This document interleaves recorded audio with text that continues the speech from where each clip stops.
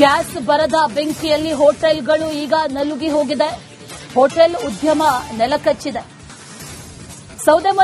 ಸೌದೆ ಒಲೆಯ ಮೊರೆ ಹೋಗಿದ್ದಾರೆ ಹೋಟೆಲ್ ಮಾಲೀಕರು. ಆದ್ರೂ ಕೂಡ ಸಂಕಷ್ಟ ತಪ್ಪಿದ್ದಲ್ಲ. ಯಾಕಂದ್ರೆ ಸೌದೆ ಒಲೆ ಅದನ್ನ ಬಳಕೆ ಮಾಡಿ ಅಡುಗೆ ಮಾಡೋದು ಅಂತಂದ್ರೆ 108 ಸಮಸ್ಯೆಗಳು. ಒಂದು ಹೊಗೆ, ಹೋಟೆಲ್ ತುಂಬಾ ಹೊಗೆ ಆವರಿಸಿಕೊಳ್ಳುತ್ತೆ. ಹೋಟೆಲ್ಗೆ ಬರೋದಕ್ಕೆ ಯಾರು ಒಪ್ಪಲ್ಲ. ಮತ್ತೊಂದು ಕಡೆಯಲ್ಲಿ ಸೌದೆ ಒಲೆಯಲ್ಲಿ ಅಡುಗೆ ಮಾಡಿದಂತಂದ್ರೆ ರುಚಿಯಲ್ಲೇ ಗೊತ್ತಾಗ್ಬಿಡುತ್ತೆ. ಹಲವರಿಗದು ರುಚಿಸೋದಿಲ್ಲ, ಹಲವರು ಬರೋದಕ್ಕೂ ಕೂಡ ಒಪ್ಪೋದಿಲ್ಲ. ಹೀಗಾಗಿ ಹೋಟೆಲ್ಗಳಿಗೆ ಒಂದಲ್ಲ ಒಂದು ತಾಪತ್ರಯ. ಸೌದೆ ಮೊರೆ ಹೋದ್ರೂ ಕೂಡ ಹೋಟೆಲ್ಗಳಿಗೆ ಸಂಕಷ್ಟ ತಪ್ಪಿಲ್ಲ. ಒಲೆಯನ್ನ ಉರಿಸೋದಕ್ಕೆ ಒಂದು ಕಡೆ ಸಿಬ್ಬಂದಿಗಳಿಗೆ ಬರೋದಿಲ್ಲ ಅಥವಾ ಸಿಬ್ಬಂದಿಗಳು ಒಪ್ಪೋದಿಲ್ಲ. ಮತ್ತೊಂದು ಕಡೆ ಸೌದೆ ಹೊಗೆಯಿಂದ ಗ್ರಾಹಕರು ಕೂಡ ಬರ್ತಾ ಇಲ್ಲ. ಹೋಟೆಲ್ ಉದ್ಯಮ ನೆಲಕಚ್ಚಿದೆ, ಸಂಕಷ್ಟಕ್ಕೊಳಗಾಗಿದ್ದೇವೆ, ಇದಕ್ಕೊಂದು ಪರಿಹಾರವನ್ನ ಕೊಡಿ ಅಂತ ಈಗ ಹೋಟೆಲ್ ಮಾಲೀಕರು ಮನವಿಯನ್ನ ಮಾಡಿಕೊಳ್ತಾ ಇದ್ದಾರೆ.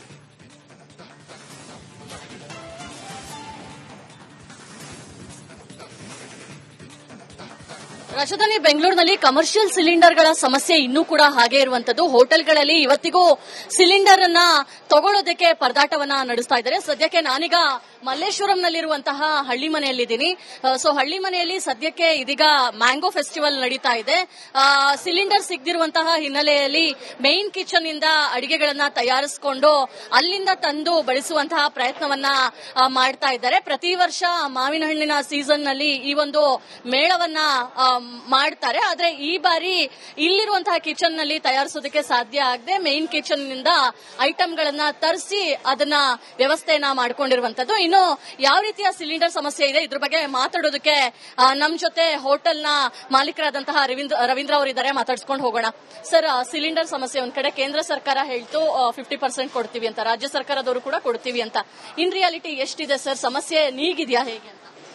ಇಲ್ಲ, ಇವಾಗ ಲಾಸ್ಟ್ 1 ಮಂತ್ ನಮ್ಮ ಸಿಲಿಂಡರ್ ಇರಲಿಲ್ಲ. ಸೊ ಲಾಸ್ಟ್ 1 ವೀಕ್ ಅಲ್ಲಿ ಅರೌಂಡ್ 20% ಪೂರೈಕೆ ಮಾಡ್ತಾರೆ. ಮಂಗಳವಾರದಿಂದ ಶುರು ಆಗಿದೆ. ಸೊ ಇವಾಗ ನಿನ್ನೆವರೆಗೂ ಕೊಟ್ಟಿದ್ದಾರೆ. ಅಬೌಟ್ 20% ಫುಲ್ಫಿಲ್ ಮಾಡ್ತಾ ಇದ್ದಾರೆ. ಸೊ ನಾವು ಆಗ್ಲೇ ಒಂದು 3 ವಾರದಿಂದ ಬೇರೆ ಏನು ಸಿಲಿಂಡರ್ ಇಲ್ಲದೆ ನಾವು ವ್ಯವಸ್ಥೆ ಮಾಡ್ಕೊಂಡಿದ್ವಲ್ಲ, ಅದಕ್ಕೆ ನಮ್ಮ ಹುಡುಗರು ಅಡ್ಜಸ್ಟ್ ಮಾಡ್ಕೊಂಡು ಇವಾಗ alternate source of energy like diesel ಇರ್ಬೋದು, ಎಲೆಕ್ಟ್ರಿಕ್ ಇರ್ಬೋದು, ಆಮೇಲೆ ಸೌದೆ ಒಲೆ ಇರ್ಬೋದು, ಸೊ ಅದನ್ನೆಲ್ಲ ಉಪಯೋಗಿಸ್ಕೊಂಡು ನಾವು ಮ್ಯಾನೇಜ್ ಮಾಡ್ಕೊಂಡು ಹೋಗ್ತಾ ಇದೀವಿ. 50% ಅಂತ ಹೇಳಿರುವಂತದ್ದು ಪೂರೈಕೆ ಆಗ್ತಾ ಇಲ್ಲ. 50% ಅಂದ್ರೆ ಎಷ್ಟು ಬರಬೇಕಿತ್ತು ಸರ್? ಅಟ್ ಪ್ರೆಸೆಂಟ್ ನಿಮಗೆ ಎಷ್ಟು ಸಿಗ್ತಾ ಇದೆ? ಸೊ ಅಪ್ರಾಕ್ಸಿಮೇಟ್ಲಿ ನಮ್ದು ಡೈಲಿ ಎಲ್ಲಾ ಬ್ರಾಂಚ್ ಸೇರಿ ಒಂದು 35ರಿಂದ 40 ಸಿಲಿಂಡರ್ ಕನ್ಸಂಪ್ಷನ್ ಆಗ್ತಾ ಇತ್ತು. ಇವಾಗ ಒಂದು 8ರಿಂದ 9 ಬರ್ತಾ ಇದೆ. ಸೊ ಅರೌಂಡ್ 20% ಅಲ್ಲಿ ಇದೀವಿ. ಸೊ 50% ಅಂದ್ರೆ ಇನ್ನೊಂದು 10 ಸಿಲಿಂಡರ್ ಎಕ್ಸ್ಟ್ರಾ ಬರಬೇಕು. ಸೊ ಅದೇ ನಮ್ಮ ಸಪ್ಲೈಯರ್ಸ್ ನ ಕೇಳಿದ್ರೆ ಅವ್ರಿಗೆ LPG ಅಲ್ಲಿ ಇನ್ನೂ ಫಿಲ್ಲಿಂಗ್ ಆಗ್ತಾ ಇಲ್ಲ. ಫಿಲ್ಲಿಂಗ್ ಆದಾಗ ನಾವು ಜಾಸ್ತಿ ಮಾಡಿ ಕೊಡ್ತೀವಿ ಅಂತ ಹೇಳಿದ್ದಾರೆ. ಸೊ ಆ ದೃಷ್ಟಿಯಲ್ಲಿ ನಾವು ಮೊದಲಿಂದ ಹೆಂಗೆ ಅಡ್ಜಸ್ಟ್ ಮಾಡ್ಕೊಳ್ಳೋಕೆ ಕಲ್ತಿದ್ವು ಅಂದ್ರೆ alternate source of energy, electric boilers ಇರ್ಬೋದು, ಎಲೆಕ್ಟ್ರಿಕ್ ಫ್ರೈಯರ್ಸ್ ಇರ್ಬೋದು. ಸೊ ದೋಸೆ ತವಾ ಬಿಟ್ರೆ ಇನ್ನು ಉಳಿದಿರೋದೆಲ್ಲ ಮೋಸ್ಟ್ಲಿ ನಾವು ಆಲ್ಟರ್ನೇಟ್ ಸೋರ್ಸ್ ಆಫ್ ಎನರ್ಜಿಯಲ್ಲಿ ರನ್ ಮಾಡ್ತಾ ಇದೀವಿ.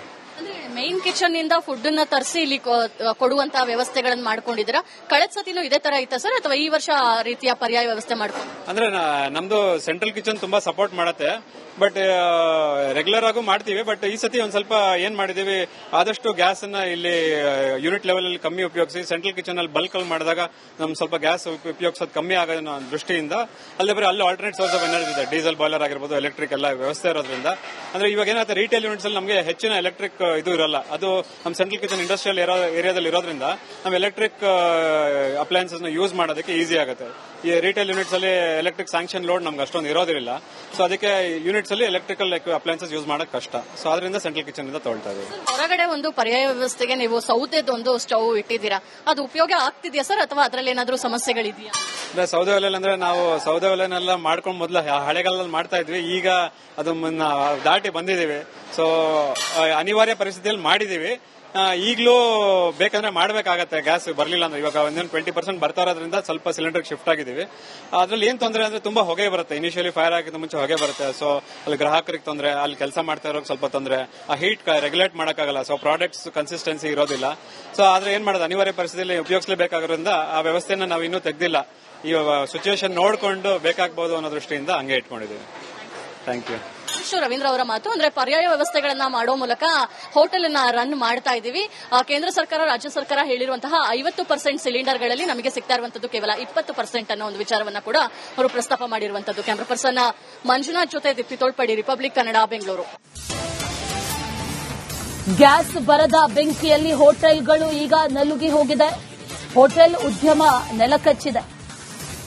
ಸೌದೆ ಒಲೆಯ ಮೊರೆ ಹೋಗಿದ್ದಾರೆ ಹೋಟೆಲ್ ಮಾಲೀಕರು. ಆದ್ರೂ ಕೂಡ ಸಂಕಷ್ಟ ತಪ್ಪಿದ್ದಲ್ಲ. ಯಾಕಂದ್ರೆ ಸೌದೆ ಒಲೆ ಅದನ್ನ ಬಳಕೆ ಮಾಡಿ ಅಡುಗೆ ಮಾಡೋದು ಅಂತಂದ್ರೆ 108 ಸಮಸ್ಯೆಗಳು. ಒಂದು ಹೊಗೆ, ಹೋಟೆಲ್ ತುಂಬಾ ಹೊಗೆ ಆವರಿಸಿಕೊಳ್ಳುತ್ತೆ. ಹೋಟೆಲ್ಗೆ ಬರೋದಕ್ಕೆ ಯಾರು ಒಪ್ಪಲ್ಲ. ಮತ್ತೊಂದು ಕಡೆಯಲ್ಲಿ ಸೌದೆ ಒಲೆಯಲ್ಲಿ ಅಡುಗೆ ಮಾಡಿದಂತಂದ್ರೆ ರುಚಿಯಲ್ಲೇ ಗೊತ್ತಾಗ್ಬಿಡುತ್ತೆ. ಹಲವರಿಗದು ರುಚಿಸೋದಿಲ್ಲ, ಹಲವರು ಬರೋದಕ್ಕೂ ಕೂಡ ಒಪ್ಪೋದಿಲ್ಲ. ಹೀಗಾಗಿ ಹೋಟೆಲ್ಗಳಿಗೆ ಒಂದಲ್ಲ ಒಂದು ತಾಪತ್ರಯ. ಸೌದೆ ಮೊರೆ ಹೋದ್ರೂ ಕೂಡ ಹೋಟೆಲ್ಗಳಿಗೆ ಸಂಕಷ್ಟ ತಪ್ಪಿಲ್ಲ. ಒಲೆಯನ್ನ ಉರಿಸೋದಕ್ಕೆ ಒಂದು ಕಡೆ ಸಿಬ್ಬಂದಿಗಳಿಗೆ ಬರೋದಿಲ್ಲ ಅಥವಾ ಸಿಬ್ಬಂದಿಗಳು ಒಪ್ಪೋದಿಲ್ಲ. ಮತ್ತೊಂದು ಕಡೆ ಸೌದೆ ಹೊಗೆಯಿಂದ ಗ್ರಾಹಕರು ಕೂಡ ಬರ್ತಾ ಇಲ್ಲ. ಹೋಟೆಲ್ ಉದ್ಯಮ ನೆಲಕಚ್ಚಿದೆ, ಸಂಕಷ್ಟಕ್ಕೊಳಗಾಗಿದ್ದೀವಿ, ಇದಕ್ಕೊಂದು ಪರಿಹಾರವನ್ನ ಕೊಡಿ ಅಂತ ಈಗ ಹೋಟೆಲ್ ಮಾಲೀಕರು ಮನವಿಯನ್ನ ಮಾಡಿಕೊಳ್ತಾ ಇದ್ದಾರೆ.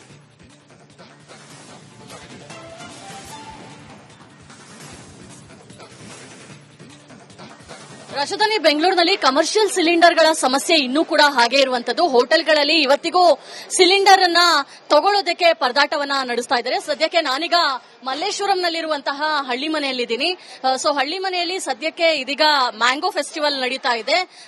ಸಿಲಿಂಡರ್ ಸಿಗದಿರುವಂತಹ ಹಿನ್ನೆಲೆಯಲ್ಲಿ ಮೇನ್ ಕಿಚನ್ ಇಂದ ಅಡಿಗೆಗಳನ್ನ ತಯಾರಿಸಿಕೊಂಡು ಅಲ್ಲಿಂದ ತಂದು ಬಡಿಸುವಂತಹ ಪ್ರಯತ್ನವನ್ನ ಮಾಡ್ತಾ ಇದ್ದಾರೆ. ಪ್ರತಿ ವರ್ಷ ಮಾವಿನ ಹಣ್ಣಿನ ಸೀಸನ್ ನಲ್ಲಿ ಈ ಒಂದು ಮೇಳವನ್ನ ಮಾಡ್ತಾರೆ. ಆದ್ರೆ ಈ ಬಾರಿ ಇಲ್ಲಿರುವಂತಹ ಕಿಚನ್ ನಲ್ಲಿ ತಯಾರಿಸೋದಕ್ಕೆ ಸಾಧ್ಯ ಆಗದೆ ಮೇನ್ ಕಿಚನ್ ನಿಂದ ಐಟಂಗಳನ್ನ ತರಿಸಿ ಅದನ್ನ ವ್ಯವಸ್ಥೆಯನ್ನ ಮಾಡ್ಕೊಂಡಿರುವಂತದ್ದು. ಇನ್ನು ಯಾವ ರೀತಿಯ ಸಿಲಿಂಡರ್ ಸಮಸ್ಯೆ ಇದೆ ಇದ್ರ ಬಗ್ಗೆ ಮಾತಾಡೋದಕ್ಕೆ ನಮ್ ಜೊತೆ ಹೋಟೆಲ್ನ ಮಾಲೀಕರಾದಂತಹ ರವೀಂದ್ರ ಅವರಿದ್ದಾರೆ. ಮಾತಾಡ್ಸ್ಕೊಂಡು ಹೋಗೋಣ. ಸರ್, ಸಿಲಿಂಡರ್ ಸಮಸ್ಯೆ ಒಂದ್ ಕಡೆ ಕೇಂದ್ರ ಸರ್ಕಾರ ಹೇಳ್ತು 50% ಕೊಡ್ತೀವಿ ಅಂತ, ರಾಜ್ಯ ಸರ್ಕಾರದವರು ಕೂಡ ಕೊಡ್ತೀವಿ ಅಂತ. ಇನ್ ರಿಯಾಲಿಟಿ ಎಷ್ಟಿದೆ ಸರ್? ಸಮಸ್ಯೆ ನೀಗಿದ್ಯಾ ಹೇಗೆ ಅಂತ? ಇಲ್ಲ, ಇವಾಗ ಲಾಸ್ಟ್ 1 ಮಂತ್ ನಮ್ಗೆ ಸಿಲಿಂಡರ್ ಇರಲಿಲ್ಲ. ಸೊ ಲಾಸ್ಟ್ 1 ವೀಕ್ ಅಲ್ಲಿ ಅರೌಂಡ್ 20% ಪೂರೈಕೆ ಮಾಡ್ತಾರೆ. ಮಂಗಳವಾರದಿಂದ ಶುರು ಆಗಿದೆ. ಸೊ ಇವಾಗ ನಿನ್ನೆವರೆಗೂ ಕೊಟ್ಟಿದ್ದಾರೆ. ಅಬೌಟ್ 20% ಫುಲ್ಫಿಲ್ ಮಾಡ್ತಾ ಇದ್ದಾರೆ. ಸೊ ನಾವು ಆಗ್ಲೇ ಒಂದು 3 ವಾರದಿಂದ ಬೇರೆ ಏನು ಸಿಲಿಂಡರ್ ಇಲ್ಲದೆ ನಾವು ವ್ಯವಸ್ಥೆ ಮಾಡ್ಕೊಂಡಿದ್ವಲ್ಲ, ಅದಕ್ಕೆ ನಮ್ಮ ಹುಡುಗರು ಅಡ್ಜಸ್ಟ್ ಮಾಡ್ಕೊಂಡು ಇವಾಗ alternate source of energy like diesel ಇರ್ಬೋದು, ಎಲೆಕ್ಟ್ರಿಕ್ ಇರ್ಬೋದು, ಆಮೇಲೆ ಸೌದೆ ಒಲೆ ಇರ್ಬೋದು. ಸೊ ಅದನ್ನೆಲ್ಲ ಉಪಯೋಗಿಸ್ಕೊಂಡು ನಾವು ಮ್ಯಾನೇಜ್ ಮಾಡ್ಕೊಂಡು ಹೋಗ್ತಾ ಇದ್ದೀವಿ. 50% ಅಂತ ಹೇಳಿರುವಂತದ್ದು ಪೂರೈಕೆ ಆಗ್ತಾ ಇಲ್ಲ. 50% ಅಂದ್ರೆ ಎಷ್ಟು ಬರಬೇಕಿತ್ತು ಸರ್? ಅಟ್ ಪ್ರೆಸೆಂಟ್ ನಿಮಗೆ ಎಷ್ಟು ಸಿಗ್ತಾ ಇದೆ? ಸೊ ಅಪ್ರಾಕ್ಸಿಮೇಟ್ಲಿ ನಮ್ದು ಡೈಲಿ ಎಲ್ಲಾ ಬ್ರಾಂಚ್ ಸೇರಿ ಒಂದು 35ರಿಂದ 40 ಸಿಲಿಂಡರ್ ಕನ್ಸಂಪ್ಷನ್ ಆಗ್ತಾ ಇತ್ತು. ಇವಾಗ ಒಂದು 8ರಿಂದ 9 ಬರ್ತಾ ಇದೆ. ಸೊ ಅರೌಂಡ್ 20% ಅಲ್ಲಿ ಇದೀವಿ. ಸೊ 50% ಅಂದ್ರೆ ಇನ್ನೊಂದು 10 ಸಿಲಿಂಡರ್ ಎಕ್ಸ್ಟ್ರಾ ಬರಬೇಕು. ಸೊ ಅದೇ ನಮ್ಮ ಸಪ್ಲೈಯರ್ಸ್ ನ ಕೇಳಿದ್ರೆ ಅವ್ರಿಗೆ LPG ಅಲ್ಲಿ ಇನ್ನೂ ಫಿಲ್ಲಿಂಗ್ ಆಗ್ತಾ ಇಲ್ಲ. ಫಿಲ್ಲಿಂಗ್ ಆದಾಗ ನಾವು ಜಾಸ್ತಿ ಮಾಡಿ ಕೊಡ್ತೀವಿ ಅಂತ ಹೇಳಿದ್ದಾರೆ. ಸೊ ಆ ದೃಷ್ಟಿಯಲ್ಲಿ ನಾವು ಮೊದಲಿಂದ ಹೆಂಗೆ ಅಡ್ಜಸ್ಟ್ ಮಾಡ್ಕೊಳ್ಳೋಕೆ ಕಲ್ತಿದ್ವು ಅಂದ್ರೆ alternate source of energy, electric boilers ಇರ್ಬೋದು, ಎಲೆಕ್ಟ್ರಿಕ್ ಫ್ರೈಯರ್ಸ್ ಇರ್ಬೋದು. ಸೊ ದೋಸೆ ತವಾ ಬಿಟ್ರೆ ಇನ್ನು ಉಳಿದಿರೋದೆಲ್ಲ ಮೋಸ್ಟ್ಲಿ ನಾವು ಆಲ್ಟರ್ನೇಟ್ ಸೋರ್ಸ್ ಆಫ್ ಎನರ್ಜಿಯಲ್ಲಿ ರನ್ ಮಾಡ್ತಾ ಇದೀವಿ. ಮೇನ್ ಕಿಚನ್ ಇಂದ ಫುಡ್ ಅನ್ನ ತರಿಸಿ ಇಲ್ಲಿ ಕೊಡುವಂತಹ ವ್ಯವಸ್ಥೆಗಳನ್ನು ಮಾಡ್ಕೊಂಡಿದ್ದೀರಾ? ಕಳೆದ ಸತಿನೂ ಇದೇ ತರ ಇತ್ತಾ ಸರ್, ಅಥವಾ ಈ ವರ್ಷ ರೀತಿಯ ಪರ್ಯಾಯ ವ್ಯವಸ್ಥೆ ಮಾಡ್ಕೊಂಡು? ಅಂದ್ರೆ ನಮ್ದು ಸೆಂಟ್ರಲ್ ಕಿಚನ್ ತುಂಬಾ ಸಪೋರ್ಟ್ ಮಾಡತ್ತೆ. ಬಟ್ ರೆಗ್ಯುಲರ್ ಆಗೂ ಮಾಡ್ತೀವಿ. ಬಟ್ ಈ ಸತಿ ಒಂದ್ ಸ್ವಲ್ಪ ಏನ್ ಮಾಡಿದೀವಿ, ಆದಷ್ಟು ಗ್ಯಾಸ್ ಅನ್ನ ಇಲ್ಲಿ ಯೂನಿಟ್ ಲೆವೆಲ್ ಅಲ್ಲಿ ಕಮ್ಮಿ ಉಪಯೋಗಿಸಿ ಸೆಂಟ್ರಲ್ ಕಿಚನ್ ಅಲ್ಲಿ ಬಲ್ಕ್ ಅಲ್ಲಿ ಮಾಡಿದಾಗ ನಮ್ ಸ್ವಲ್ಪ ಗ್ಯಾಸ್ ಉಪಯೋಗಿಸೋದು ಕಮ್ಮಿ ಆಗೋದನ್ನ ದೃಷ್ಟಿಯಿಂದ ಅಲ್ಲಿ ಆಲ್ಟರ್ನೇಟ್ ಸೋರ್ಸ್ ಆಫ್ ಎನರ್ಜಿ ಇದೆ. ಡೀಸೆಲ್ ಬಾಯ್ಲರ್ ಆಗಿರ್ಬೋದು, ಎಲೆಕ್ಟ್ರಿಕ್ ಎಲ್ಲ ವ್ಯವಸ್ಥೆ ಇರೋದ್ರಿಂದ ಅಂದ್ರೆ ಇವಾಗ ಏನಾಗುತ್ತೆ, ರಿಟೇಲ್ ಯೂನಿಟ್ಸ್ ಅಲ್ಲಿ ನಮಗೆ ಹೆಚ್ಚಿನ ಎಲೆಕ್ಟ್ರಿಕ್ ಇದು ಇರಲ್ಲ. ಅದು ನಮ್ಮ ಸೆಂಟ್ರಲ್ ಕಿಚನ್ ಇಂಡಸ್ಟ್ರಿಯಲ್ ಏರಿಯಾದಲ್ಲಿ ಇರೋದ್ರಿಂದ ನಾವು ಎಲೆಕ್ಟ್ರಿಕ್ ಅಪ್ಲಯನ್ಸಸ್ ನ ಯೂಸ್ ಮಾಡೋದಕ್ಕೆ ಈಸಿ ಆಗುತ್ತೆ. ಈ ರಿಟೇಲ್ ಯೂನಿಟ್ಸ್ ಅಲ್ಲಿ ಎಲೆಕ್ಟ್ರಿಕ್ ಸ್ಯಾಂಕ್ಷನ್ ಲೋಡ್ ನಮ್ಗೆ ಅಷ್ಟೊಂದು ಇರೋದಿಲ್ಲ. ಸೊ ಅದಕ್ಕೆ ಯೂನಿಟ್ಸ್ ಅಲ್ಲಿ ಎಲೆಕ್ಟ್ರಿಕಲ್ ಅಪ್ಲಯನ್ಸಸ್ ಯೂಸ್ ಮಾಡಕ್ ಕಷ್ಟ. ಸೊ ಅದರಿಂದ ಸೆಂಟ್ರಲ್ ಕಿಚನ್ ಇಂದ ತಗೊಳ್ತಾ ಇದ್ದೀವಿ. ಹೊರಗಡೆ ಒಂದು ಪರ್ಯಾಯ ವ್ಯವಸ್ಥೆಗೆ ನೀವು ಸೌದೆದೊಂದು ಸ್ಟವ್ ಇಟ್ಟಿದ್ದೀರಾ, ಅದು ಉಪಯೋಗ ಆಗ್ತಿದೆಯಾ ಸರ್, ಅಥವಾ ಅದರಲ್ಲಿ ಏನಾದರೂ ಸಮಸ್ಯೆಗಳಿದೆಯಾ? ಅಂದ್ರೆ ಸೌದೆ ಒಲೆಯಲ್ಲಿ ಅಂದ್ರೆ ನಾವು ಸೌದೆ ಒಲೆನೆಲ್ಲ ಮಾಡ್ಕೊಂಡು ಮೊದಲು ಹಳೆಗಾಲದಲ್ಲಿ ಮಾಡ್ತಾ ಇದ್ವಿ. ಈಗ ಅದು ದಾಟಿ ಬಂದಿದ್ದೀವಿ. ಸೊ ಅನಿವಾರ್ಯ ಪರಿಸ್ಥಿತಿಯಲ್ಲಿ ಮಾಡಿದೀವಿ. ಈಗಲೂ ಬೇಕಂದ್ರೆ ಮಾಡಬೇಕಾಗತ್ತೆ, ಗ್ಯಾಸ್ ಬರಲಿಲ್ಲ ಅಂದ್ರೆ. ಇವಾಗ 20% ಬರ್ತಾ ಇರೋದ್ರಿಂದ ಸ್ವಲ್ಪ ಸಿಲಿಂಡರ್ ಶಿಫ್ಟ್ ಆಗಿದ್ದೀವಿ. ಅದ್ರಲ್ಲಿ ಏನ್ ತೊಂದರೆ ಅಂದ್ರೆ ತುಂಬಾ ಹೊಗೆ ಬರುತ್ತೆ. ಇನಿಷಿಯಲಿ ಫೈರ್ ಆಗಿದ್ದ ಮುಂಚೆ ಹೊಗೆ ಬರುತ್ತೆ. ಸೊ ಅಲ್ಲಿ ಗ್ರಾಹಕರಿಗೆ ತೊಂದರೆ, ಅಲ್ಲಿ ಕೆಲಸ ಮಾಡ್ತಾ ಇರೋಕೆ ಸ್ವಲ್ಪ ತೊಂದರೆ. ಆ ಹೀಟ್ ರೆಗ್ಯುಲೇಟ್ ಮಾಡೋಕ್ಕಾಗಲ್ಲ. ಸೊ ಪ್ರಾಡಕ್ಟ್ಸ್ ಕನ್ಸಿಸ್ಟೆನ್ಸಿ ಇರೋದಿಲ್ಲ. ಸೊ ಆದ್ರೆ ಏನ್ ಮಾಡೋದು, ಅನಿವಾರ್ಯ ಪರಿಸ್ಥಿತಿಯಲ್ಲಿ ಉಪಯೋಗಿಸಲೇಬೇಕಾಗೋದ್ರಿಂದ ಆ ವ್ಯವಸ್ಥೆನ ನಾವು ಇನ್ನೂ ತೆಗ್ದಿಲ್ಲ.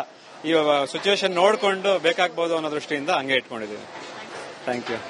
ರವೀಂದ್ರ ಅವರ ಮಾತು. ಅಂದ್ರೆ ಪರ್ಯಾಯ ವ್ಯವಸ್ಥೆಗಳನ್ನ ಮಾಡೋ ಮೂಲಕ ಹೋಟೆಲ್ ಅನ್ನ ರನ್ ಮಾಡ್ತಾ ಇದೀವಿ.